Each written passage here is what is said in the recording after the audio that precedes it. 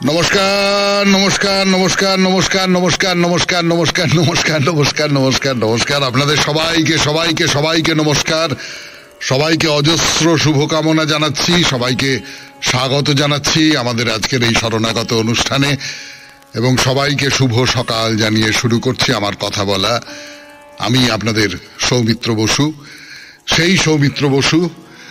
বলতে বলতে মনে পড়ল সেই কতদিন আগে খুব ভয়ে ভয়ে, খুব দুরু দুরু বক্ষে আপনাদের সামনে হাজির হয়েছিলাম। তখন সবে শরণাগত অনুষ্ঠান শুরু হচ্ছে, আমাকে দিয়ে করানোর কথা ভেবেছেন 92.7 বিগ এফএম এবং আমাকে নানান রকম তালিম দিয়েছেন বিগ এফএম এর যারা কর্তা ব্যক্তি ছিলেন, যারা এই খুব নামকরা সমস্ত উপস্থাপক, আপনারা সকলেই তাদের জানেন। তারা সবাই মিলে আমাকে ধরে ধরে শিখিয়েছেন যে কেমন করে করতে হয়, কেমন করে কি করতে হয়, ইত্যাদি ইত্যাদি। ভালো অনুষ্ঠান শুনিয়েছেন। এই সব করে খুবই ভয়ে ভয়ে, খুবই ওই যাকে বলে বুকের মধ্যে ধুকপুক ধুকপুক করছে, এই রকম অবস্থায় শুরু করেছিলাম। আজ সে কত বছর হয়ে গেল, বাপ রে বাপ রে বাপ, বোধহয় 2000 কত 17-18 মনে হচ্ছে, খেয়াল হচ্ছে না এখন। সেই সময় শুরু করেছিলাম এই শরণাগত, এতদিন ধরে চলছে। তো যাই হোক, বেণী মাধব শীলের পঞ্জিকা অনুযায়ী আজকের দিনটার কথা বলি। আজকে 20 চৈত্র 1430, ইংরেজির 3রা এপ্রিল 2024, বুধবার। সূর্যোদয়ের সময় ভোর 5:33, সূর্যাস্তের সময় বিকেল 5:49। আজ নবমী, উত্তরাষাঢ় নক্ষত্র। আজকে জন্মে মকর রাশি, বৈশ্যবর্ণ, মতান্তরে শূদ্রবর্ণ নরগণ। সন্ধে 5:37 গতে দেবগণ। আমাদের হোয়াটসঅ্যাপে চিঠি পাঠাবার নাম্বার 9831922927। চিঠির গোড়ায় অতি অবশ্যই SG লিখবেন। আর নির্ধারিত কোনো বিষয় বলে দেওয়ার নেই, কাজেই শরণাগতের সঙ্গে সম্পর্কিত হতে পারে এরকম যে কোনো বিষয় নিয়ে চিঠি লিখবেন। শরণাগতের সঙ্গে সম্পর্কিত হতে গেলে কি হতে হবে? আপনার ভেতরে কোথাও কতকগুলো প্রশ্ন জাগতে হবে, আপনার ভেতরে কতকগুলো উপলব্ধি জাগতে হবে। আপনি আপনার চারপাশের পৃথিবীতে যা কিছু দেখছেন সেইটা সম্পর্কে আপনার নিজের একটা মতামত তৈরি হয়। সেই মতামতের কথা আমাদের চিঠি লিখে জানান। আমরা সেই মতামত, সেই ভাবনা, সেই অনুভব অনেক মানুষের সঙ্গে ভাগ করে নেব। এমনটা তো বড় একটা সুযোগ পাওয়া যায় না। শরণাগতর সূত্র ধরে এই অনেক মানুষের সঙ্গে এইভাবেই আমাদের অনেক মানুষের মনের সঙ্গে একটা সেতু তৈরি হয়ে যেতে পারছে। তো এইবারে আজকের অনুষ্ঠান সম্পর্কে বলি। আজকের অনুষ্ঠানে প্রথমে পুরাণ চিরন্তন। পুরাণ চিরন্তনে অনেক দিন ধরে বলছি ধর্মের কথা এবং আরো বেশ কিছু দিন ধরে বলবো ধর্ম নিয়ে কথাবার্তা। প্রায় পুরাণ চিরন্তন নামটা পাল্টে ধর্ম চিরন্তন করে দেওয়া যায় এরকম একটা মনে হচ্ছে আমার আর কি। আর সত্যি সত্যি ধর্ম নিয়ে কথাবার্তা এত আগ্রহজনক, এত রকম করে ধর্মকে দেখা হয়েছে। আমাদের শাস্ত্রকারেরা দেখেছেন, আমাদের প্রাচীন মুনি ঋষিরা দেখেছেন, আমাদের প্রাচীন যারা মনস্বী মানুষ তারা দেখেছেন। ভাবলে মনে হয় যে একটা বিরাট পাহাড়ের একেবারে তলায় দাঁড়িয়ে ওপরের দিকে তাকিয়ে দেখছি যে পাহাড়ের চূড়াটা দেখাই যাচ্ছে না, এইরকম একটা অদ্ভুত অনুভূতি হয়। তো পুরাণ চিরন্তনে সেই ধর্ম নিয়ে কিছু কথা। অর্জুন যুধিষ্ঠিরকে হত্যা করতে যাচ্ছেন, সে গল্প আপনারা শুনেছেন। কৃষ্ণ তখন তাকে কিছু কথা বলছেন, সেই কথাগুলো খুব জরুরি, খুব জরুরি, আমাদের নিজেদের বেঁচে থাকার জন্য খুব জরুরি। তারপর স্বামী বিবেকানন্দের রচনা থেকে পাঠ, রচনার নাম ইষ্ট। তারপরে ঠাকুর শ্রী রামকৃষ্ণ পরমহংসদেবের কথামৃত থেকে পাঠ। তার আর কি পরিচয় দেব আপনাদের কাছে, আপনাদের চিঠিপত্র এবং শেষে বাইরে দূরে। 92.7 বিগ এফএম এ শরণাগত। আমি আপনাদের সৌমিত্র বসু। শুরু করছি ধর্ম নিয়ে কথা পুরাণ চিরন্তনে।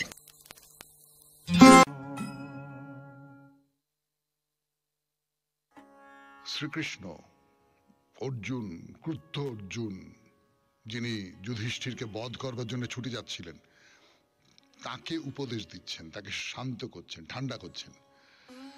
বলছেন যে শাস্ত্র বাক্য, তুমি একটা প্রতিজ্ঞা করেছিলে যে যে তোমার গান্ডীব তুলে কথা বলবে, গান্ডীব অন্য কাউকে দিয়ে দাও এরকম কথা বলবে, তাকে তুমি হত্যা করবে।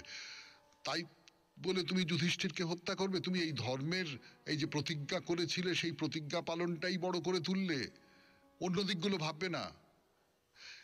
এবং এইটা তো তোমাকে অন্য বৃদ্ধ যারা মানুষ আছেন, জ্ঞানবৃদ্ধ যারা মানুষ আছেন, ধর্মজ্ঞ যারা মানুষ আছেন, তাদের কাছ থেকে জানতে হবে, শিখতে হবে। এবং সেই যে ধর্মজ্ঞ মানুষ, সেই যে জ্ঞানী মানুষ, সেই জ্ঞানী মানুষ ব্রাহ্মণ হতে হবেন এর কোনো মাথা দিব্যি নেই। তিনি শূদ্র হতে পারেন, তিনি শূদ্রা হতে পারেন, শূদ্রাণী হতে পারেন, তিনি কোনো মহিলা হতে পারেন, যে কেউ বলতে পারেন। মানে এমনিতে শাস্ত্র অনুযায়ী কোন শূদ্র পুরুষ বা একজন মহিলা কিন্তু ধর্ম উপদেশ করতে পারেন না। কিন্তু কৃষ্ণ বলছেন যে হ্যাঁ, এক্ষেত্রে অর্থাৎ কাণ্ডজ্ঞানের যে ধর্ম, বাস্তব বুদ্ধির যে ধর্ম, সেই ধর্ম কিন্তু তুমি যে কোনো মানুষের কাছ থেকে গ্রহণ করতে পারো। এবং কৃষ্ণ বলছে যে তুমি প্রতিজ্ঞা করেছিলে তুমি সত্য রক্ষা করবে, শুধু সত্য সত্য করে মাথা ঠুকে মরো না অর্জুন। সত্য যদি মিথ্যার চেয়েও খারাপ ফল তৈরি করে, আর মিথ্যা যদি সত্যের মঙ্গলময় অভ্যুদয় ডেকে আনে, তবে সেখানে মিথ্যাটাই ধর্ম। বিপরীত অবস্থায় সত্যের বদলে মিথ্যা যদি বেশি মঙ্গলের পথ প্রশস্ত করে, তাহলে মিথ্যার আশ্রয় নেওয়াটাই ধর্ম হয়ে ওঠে। ভাবা যায় না, না এরকম একটা কথা, যে যেখানে সত্য কথাটা বললে খারাপ হবে সেটা বলবো না, আমি মিথ্যে কথাই বলবো। এই প্রসঙ্গে কৃষ্ণ সেই কথা মনে করছেন, একসময় মহারাজ যজাতিকে বলেছিলেন শর্মিষ্ঠা। আপনারা সেই যজাতি শর্মিষ্ঠার গল্প এই শরণাগত অনুষ্ঠানে শুনেছেন, তবু আরেকবার মনে করিয়ে দিই যে দৈত্যাচার্য শুক্রাচার্যের মেয়ে দেবযানী, তার কাছে প্রতিশ্রুত হয়ে দানব নন্দিনী শর্মিষ্ঠা দেবযানীর দাসী বৃত্তি করছেন যজাতির ঘরে।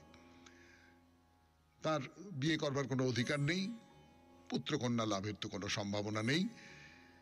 এই অবস্থায় শর্মিষ্ঠা মহারাজ যজাতির কাছে অনুনয় করলেন যে আমাকে আপনি একটি সন্তান দান করুন। তো যজাতি প্রথমে আপত্তি করলেন, তো শেষ পর্যন্ত তার যুক্তি এড়াতে না পেরে মিলনের জন্য স্বীকৃত হলেন। কিন্তু তখন তার মনে প্রশ্ন হলো যে দেবযানী আমার ধর্মপত্নী, তার কাছে আমি কি বলবো? শর্মিষ্ঠা আমার দাসী, দেবযানীর দাসী, তার সঙ্গে মিলিত হব দেবযানীকে না জানিয়ে? দেবযানীর দিক থেকে এই প্রশ্ন এলে আমি কি করব? 92.7 বিগ FM এ শুনছেন শরণাগত, পুরাণ চিরন্তন, ধর্ম নিয়ে কথা বলছি আমরা। ফিরে আসছি গানের পর। ত্রিলোকের কাছে মিথ্যে বলায় দোষ নেই, কিন্তু এর একটা যুক্তি দিচ্ছেন শর্মিষ্ঠা। সেটা কি? কেননা ভাব, ভালোবাসা, দাম্পত্যের মধ্যে এমন অনেক পরিস্থিতি তৈরি হতে পারে যেখানে মিথ্যে বললে অনেক জটিলতার সমাধান ঘটে। আপনি একটা অশান্তি এড়াবার জন্য একটা মিথ্যে কথা বলে দিলেন, ঝামেলা এড়াবার জন্য একটা মিথ্যে কথা বলে দিলেন, তাতে করে ঝামেলাটাকে এড়িয়ে যাওয়া গেল। এই মিথ্যে কথা বলায় কোনো দোষ নেই।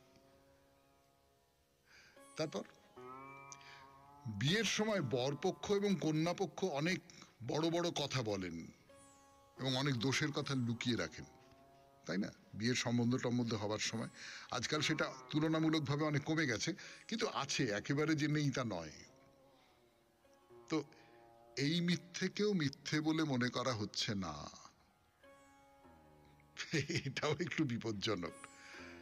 প্রাণ সংশয় মিথ্যার আশ্রয় নিলে কোনো দোষ নেই, এমনকি ধনসম্পত্তি নষ্ট হতে বসলে মিথ্যা বললে যদি তা রক্ষা হয়, তবেও তাতে কোনো দোষ নেই। 92.7 বিগ FM এ শরণাগত অনুষ্ঠানে শর্মিষ্ঠা যজাতিকে এই উপদেশ দিচ্ছেন যে এই জায়গাগুলোয় মিথ্যে মিথ্যে নয়, এর সবটা আমরা মানব না, আধুনিক যুগে এর সবটা আমরা মানব না, কিন্তু এর মধ্যে অনেকগুলো খুব ভাববার মতো কথা আছে, খুব বাস্তববাদী কথাবার্তা আছে, সেইগুলো তো আমাদের মনে রাখতে হবে। শেষ হলো পুরাণ চিরন্তন, এরপর স্বামী বিবেকানন্দের রচনা থেকে পাঠ। স্বামী বিবেকানন্দের রচনা থেকে পাঠ করতে বসেছি 92.7 বিগ FM এ শরণাগত অনুষ্ঠানে। ইষ্ট, বিভিন্নতারূপ সমস্যা সমাধানের একমাত্র উপায় সেই কেন্দ্রের দিকে অগ্রসর হওয়া। আমাদের প্রত্যেকের মত বিভিন্ন। আমরা যদি তর্কযুক্তি বা বিবাদের দ্বারা আমাদের মতবিরোধের মীমাংসা করিতে চেষ্টা করি, তাহা হইলে শত শত বর্ষেও আমরা কোনরূপ সিদ্ধান্তে উপনীত হইব না। ইতিহাসে ইহা প্রমাণিত হইয়াছে। ইহার একমাত্র সমাধান অগ্রসর হওয়া, কেন্দ্রের দিকে আগাইয়া যাওয়া। যত শীঘ্র উহা করিতে পারা যায়, তত শীঘ্র আমাদের বিরোধ বা বিভিন্নতা অন্তর্হিত হইবে। অতএব ইষ্টনিষ্ঠার অর্থ প্রত্যেক ব্যক্তিকে নিজ নিজ ধর্ম নির্বাচন করিতে অধিকার দেওয়া। কেহই অপরকে তাহার নিজের উপাস্য পূজা করিতে বাধ্য করিবে না। আমি যাহার উপাসনা করি আপনি তাহার উপাসনা করিতে পারেন না, অথবা আপনি যাহার উপাসনা করেন আমি তাহার উপাসনা করিতে পারি না, ইহা অসম্ভব। সৈন্য বলপ্রয়োগ বা যুক্তির দ্বারা মানুষকে দলবদ্ধ করিবার, বিশৃঙ্খলভাবে একই খোঁয়াড়ে পুরিবার এবং একইভাবে ঈশ্বরের উপাসনা করিতে বাধ্য করার সকল চেষ্টা চিরকাল বিফল হইয়াছে ও হইবে। কারণ ইহা প্রকৃতির বিরুদ্ধে অসম্ভব চেষ্টা। শুধু তাই নয়, ইহাতে মানুষের আধ্যাত্মিক উন্নতি ব্যাহত হইবার আশঙ্কা আছে। এমন নরনারী একটিও দেখিতে পাইবেন না যে কোনো এক প্রকার ধর্মের জন্য চেষ্টা না করিতেছে। কিন্তু কয়জন লোক তৃপ্ত হইয়াছে, অথবা খুব কম লোকই বাস্তবিক ধর্ম বলিয়া কিছু লাভ করিয়াছে। কেন? কারণ অধিকাংশ লোক অসম্ভবকে সম্ভব করিবার চেষ্টা করিতেছে। অপরের হুকুমে জোর করিয়া তাহাকে একটা ধর্মপদ্ধতি অবলম্বন করানো হইয়াছে। দৃষ্টান্তস্বরূপ, আমি যখন ছোট ছিলাম, আমার বাবা তখন একখানি ছোট বই আমার হাতে দিয়া বলিলেন, ঈশ্বর এই রকম, এই জিনিস এই রকম। আমার মনে ওইসব ভাব ঢুকাইয়া দিবার তাহার কি প্রয়োজন ছিল? আমি কিভাবে উন্নতি লাভ করিব তাহা তিনি কিরূপে জানিলেন? আমার প্রকৃতি অনুসারে আমি কিরূপে উন্নতি লাভ করিব তাহার কিছু না জানিয়াই তিনি আমার মাথায় তাহার ভাবগুলি জোর করিয়া ঢুকাইয়া দেবার চেষ্টা করেন। আর তাহার ফল এই হয় যে আমার উন্নতি বাধাপ্রাপ্ত হয়। আপনারা একটি গাছকে উহার পক্ষে অনুপযোগী মৃত্তিকার উপর বসাইয়া কখনো বড় করিতে পারেন না। যেদিন আপনারা শূন্যের উপর বা প্রতিকূল মৃত্তিকায় গাছ জন্মাইতে সক্ষম হইবেন, সেই দিন আপনারা একটি ছেলের প্রকৃতির দিকে লক্ষ্য না রাখিয়া জোর করিয়া তাহাকে আপনার ভাব শিখাইতে পারিবেন। শুনলেন স্বামী বিবেকানন্দের রচনা থেকে পাঠ, 92.7 বিগ এফএম-এ শরণাগত অনুষ্ঠানে। এরপর কথামৃত। আমি এলাম 92.7 বিগ এফএম-এ শরণাগত অনুষ্ঠানে। এখন ঠাকুর শ্রী রামকৃষ্ণ পরমহংসদেবের কথামৃত। ঠাকুরের নানান উপদেশ এবং সেই সমস্ত উপদেশগুলো যে কারণে এই শরণাগত অনুষ্ঠানে এতদিন ধরে এই কথাগুলো বলে যাচ্ছি এবং আপনারাও পছন্দ করছেন। আপনারা মাঝে মাঝেই চিঠিপত্রে লেখেন যে এই যে কথামৃত থেকে পাঠ, এই অনুষ্ঠানটা আপনাদের খুব ভালো লাগছে। ভালো যে লাগছে তার কারণ আমরা তো সংসারী লোক। দেখুন, আমরা তো সাধক নই, আমরা তো ওই রকম সংসারের বাইরে চলে যাওয়া মানুষ নই। ঠাকুর শ্রী রামকৃষ্ণ পরমহংসদেব বিবাহ করেছেন, সংসার করেছেন, কিন্তু সে সংসার করা তো আমাদের সংসার করার মতো নয়, অন্য রকমের সংসার করা। কিন্তু আমি যেটা বলতে চাইছি সেটা হচ্ছে যে এই যে আমাদের সংসারী মানুষদেরও অনেক অনেক কাজে লাগে এই সমস্ত উপদেশ, এই কথামৃতর উপদেশ। যেমন ঠাকুর একটা কথা বলছেন, সেই কথাটা খুব ভরসার কথা আমাদের মতো মানুষের পক্ষে। আমাদের মতো মানুষ মানে আমরা যারা ষড়রিপুর দ্বারা আক্রান্ত, আমাদের মধ্যে কাম আছে, আমাদের মধ্যে ক্রোধ আছে, আমাদের মধ্যে আরো আরো আরো যে সমস্ত রিপুগুলো আছে সেগুলো আছে। ঠাকুর এই দুটো রিপুর কথা বলছেন। কি বলছেন? বলছেন একটু কাম ক্রোধাদি না থাকলে শরীর থাকে না, তাই তোমরা কেবল কমাবার চেষ্টা করবে।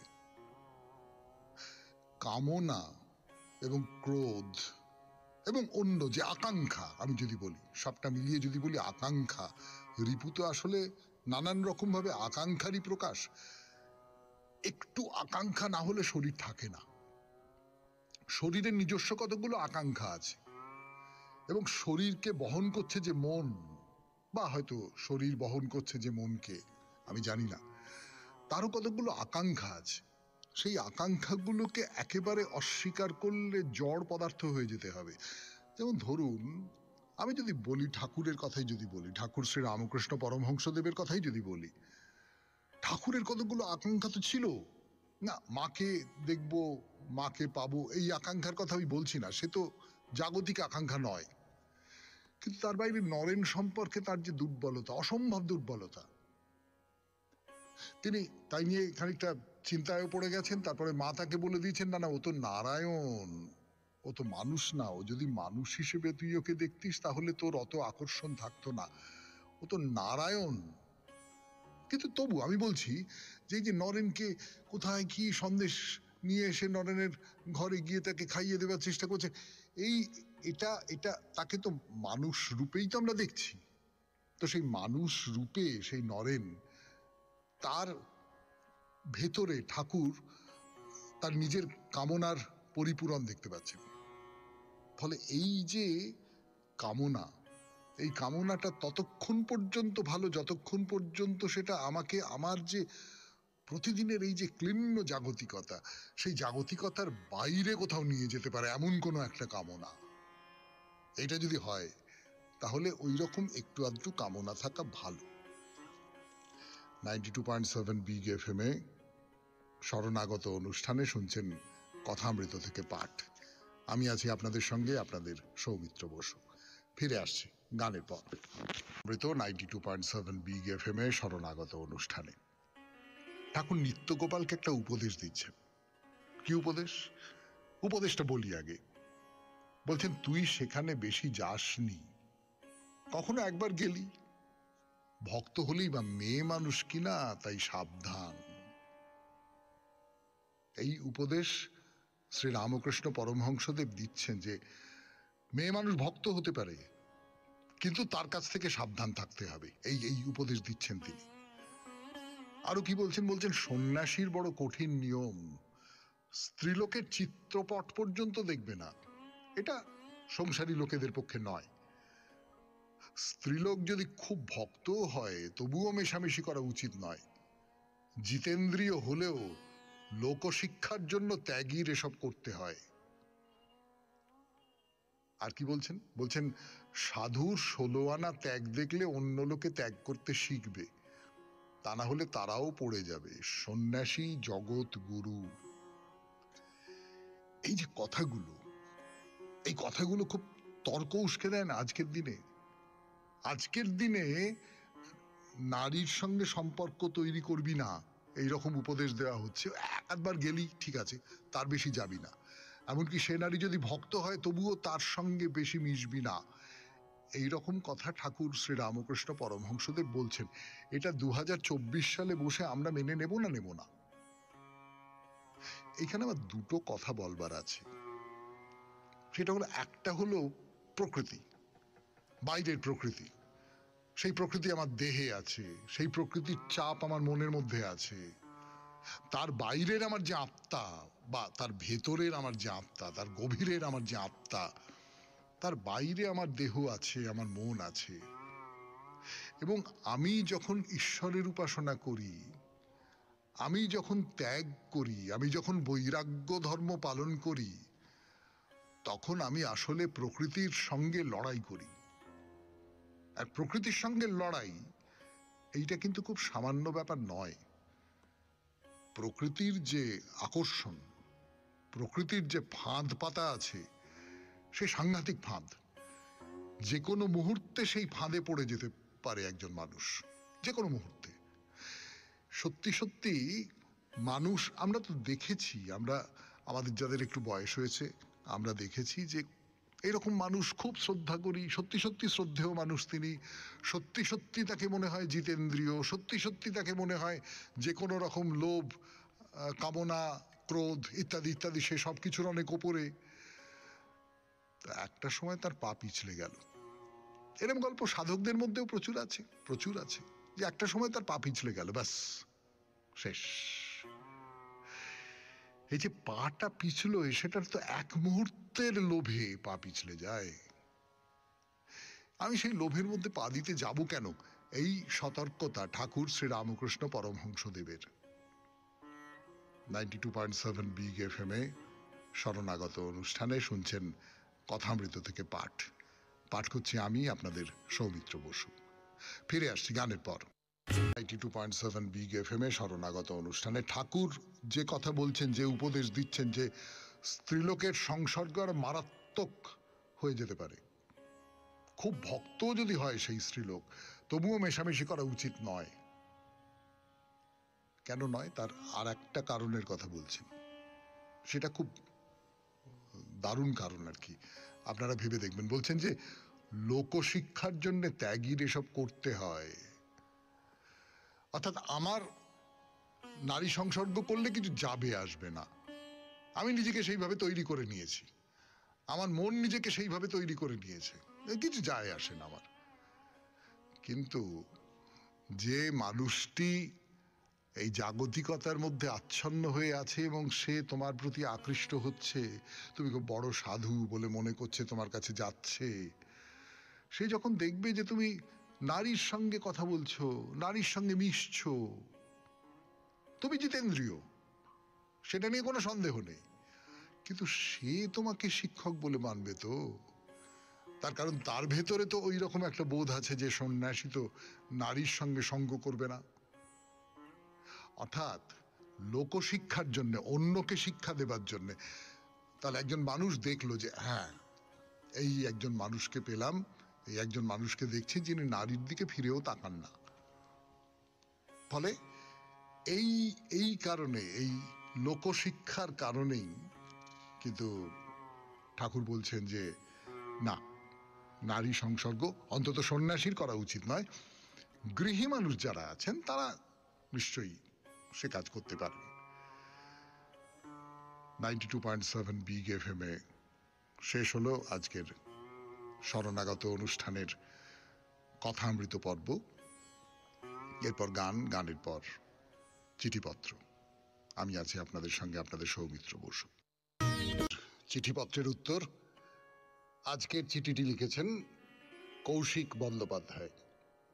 পড়ি তাঁর চিঠি 92.7 বিগ এফএম এ শরণাগত অনুষ্ঠানে। প্রাণ জুড়ে আমরা আসলে এক বিশ্ব রচনা করি, নিঃস্ব না থেকে ভীষ্মের কঠিন পণে রত হই। জীবনের বাঁধটাকে সুউচ্চ করাটাই আমাদের পথ, নইলে তুচ্ছ হবে বাঁচা, ভুলে ভরা থাকবে আগামীর যাপন। সৎকে আপন করে নেওয়াটাই তো শিক্ষা। দীক্ষার মূল তুক এইখানেই, দক্ষ হয়ে ওঠা, নইলে যে কোনো সময় টুক করে খসে পড়া অসম্ভব নয় কোনো। ধস নামার সমূহ সম্ভাবনা প্রবল, অথচ এই সম্ভাবনা সকল উড়িয়ে দিয়ে ভরিয়ে দেওয়া যায় বাঁচার পাত্রখানি যদি আমরা দেখি পরম পিতার লীলায়িত রূপ, অন্তরে অনুভব করি তার আলোকিত পুলকিত চাহনি। তীর ভাঙা ঢেউ আর নীড় ভাঙা জলের মাঝখানে দয়াল আমার গড়ে দেন অমৃত প্রেমের মহল। হলাহল সরিয়ে সুধা ভাণ্ডার তাই তিনি দিয়ে চলেন নীরবে, নিভৃত গহন এক অন্তর্লীন সত্তায়। গানে গানে কথায় কথায় আরো আরো তর বাঁচার রসদ আমরা পেয়ে যাই অলক্ষ্যে। অন্তরের শুভ কামনায় যেন পথ চলি অশেষ মোহনার দিকে। নদী যেভাবে কুলকুল গতিতে ধরে রাখে তার ছন্দ, ফুল যেভাবে তার পাপড়ি মেলে নির্দ্বন্দ্বে, তেমনি প্রশস্ত বিশ্বাসে এক বুক নিঃশ্বাস নিয়ে আমরা ছড়াতে চাই বাঁচার সৌরভ। গৌরবান্বিত হয়ে উঠি পরম পিতার প্রতি দুর্নিবার টানে। প্রত্যেকের কানে কানে পরম পিতা বলে যান, যেন তার অমৃতময় কণ্ঠে, শাশ্বত যা কিছু তা বিহিত ভাবে গ্রহণ করো।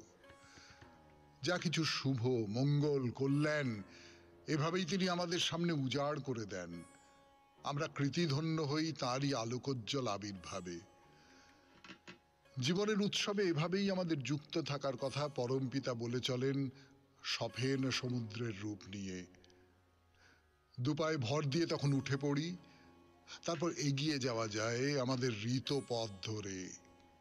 হিরণ্ময় সত্যের সরণি দিয়ে এগিয়ে যেতে যেতে সূর্যকে সাক্ষী করা এক অমৃতময় আলাপে।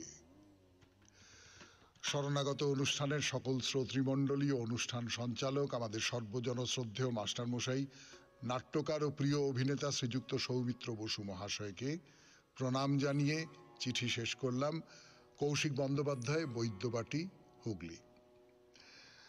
আপনি আপনার খুব গভীর অনুভবের জায়গা থেকে এই চিঠিটি লিখেছেন, অন্তত তাই আমাদের মনে হচ্ছে।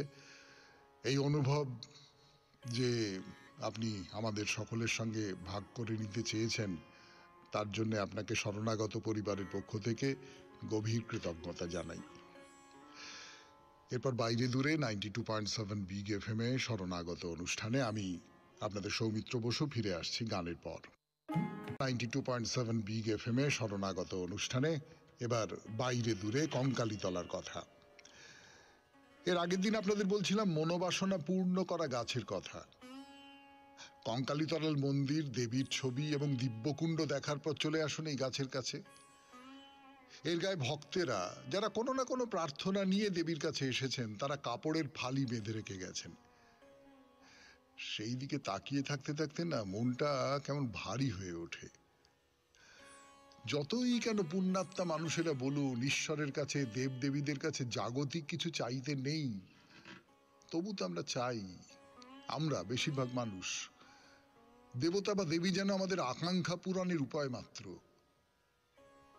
এইভাবে চেয়ে চেয়ে একদিকে যেমন আমরা নিজেদের পুরুষকারকে অসম্মান করছি, অন্যদিকে তেমনি দেবতা বা দেবীকে কি নিচে নামিয়ে আনছি না, তাদেরকে আমাদের অর্ডার সাপ্লায়ার করে তুলছি না।